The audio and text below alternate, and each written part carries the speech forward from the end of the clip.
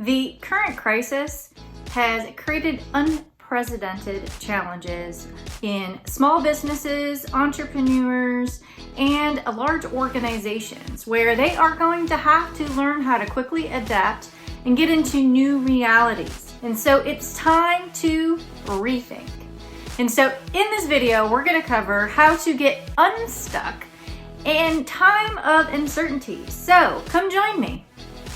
So if you want the latest tips and trends on how to rethink the way we think about work and education, subscribe to my channel and click the bell to get notified when I post my new video every week.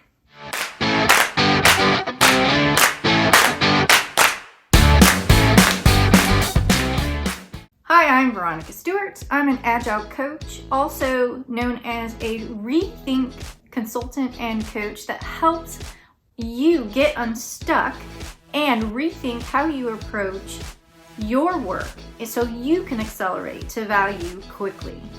So let's get unstuck and talk about talent management and rethinking how we approach that.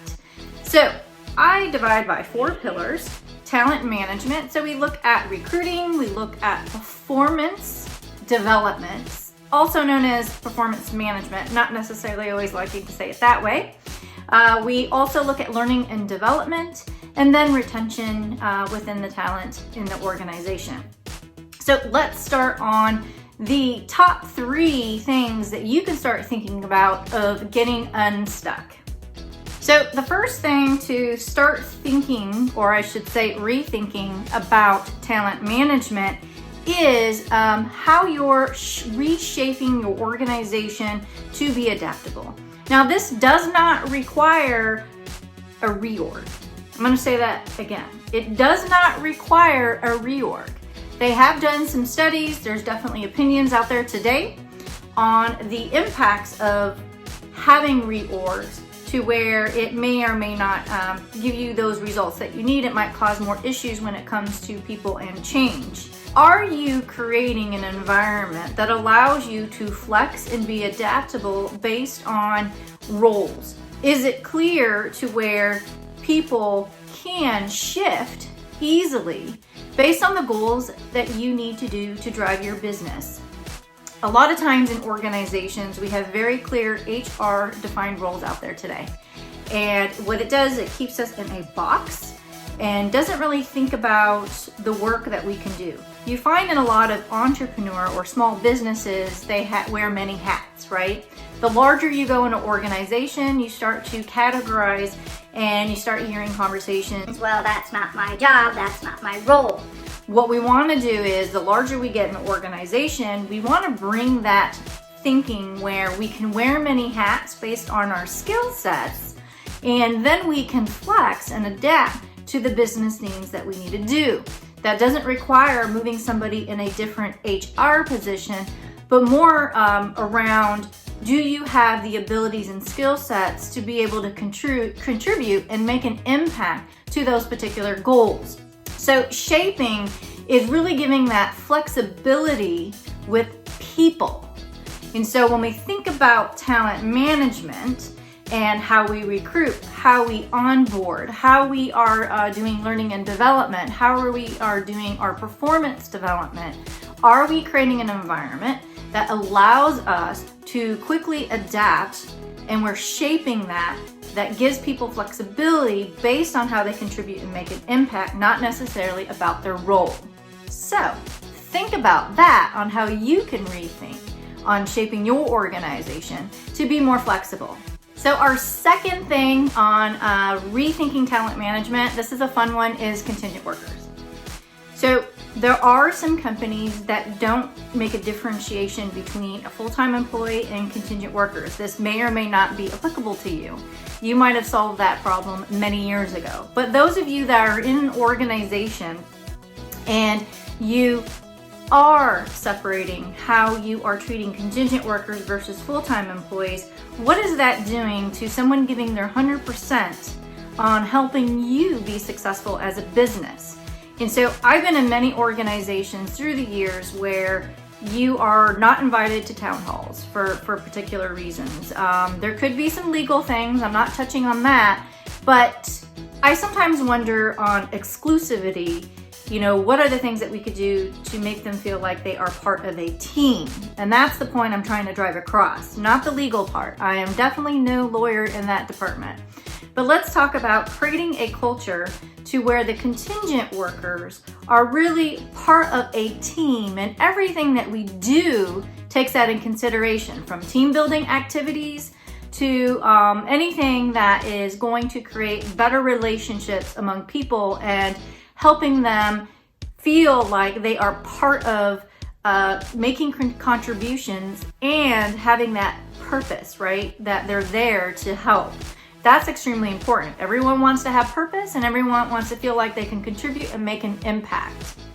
Now, the other piece of contingent workers, which I think is a really cool thing, is thinking about how we even see contingent workers. Do we hire on a one-to-one, or do we look at opportunities to maybe hire in a team that is fully adaptable? They can ramp up quickly. They already know how to work with each other. And so it's really more of adapting to their environment. They might know e-commerce well, they might know the technologies well, but they just need to ramp up on the particular business. How are you approaching your contingent workers at your organization? Are you still hiring on a one-to-one basis? Are you rethinking the way and thinking about maybe hiring as a team basis versus an individual basis? Something to think about. How creative are you being in the times that we're in today to solve the problems that you have? That's the ultimate question. How are you rethinking contingent workers today? Here's another one. Talent search, or you can call it recruiting. How are you rethinking that? Now, typically we have a job rec, right? You Google, you do LinkedIn, and you can see all the things that are responsibilities for a particular role. But it never really talks about what they're accountable for, or really thinking about maybe how they can contribute. So going back to my first one, right? How are we able to be more flexible and adaptive? Are we talking about the results that we need this person to be able to do?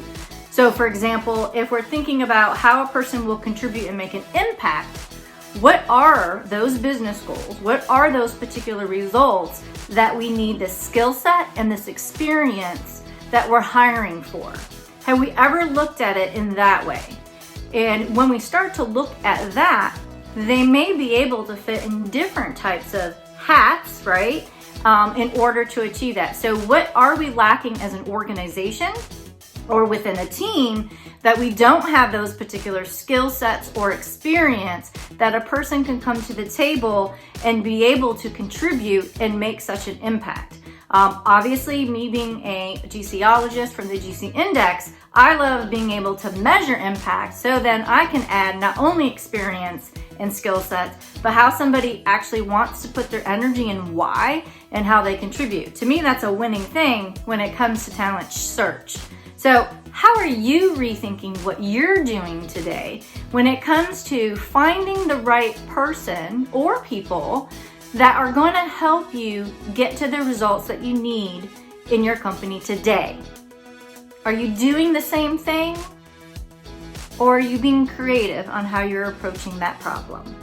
So those were my quick, in a nutshell, things for you to rethink about talent management. I'd be very interested in things that you might be approaching differently in these current times, or things that you might be thinking post-COVID. Please comment below in the comment section, because I would love to hear from you and hear your stories, how you are rethinking on how you're approaching things today. If you are interested in following a lot more of the ReThink Education and Future of Work, please don't hesitate to like this video, subscribe, and be sure to share with your friends.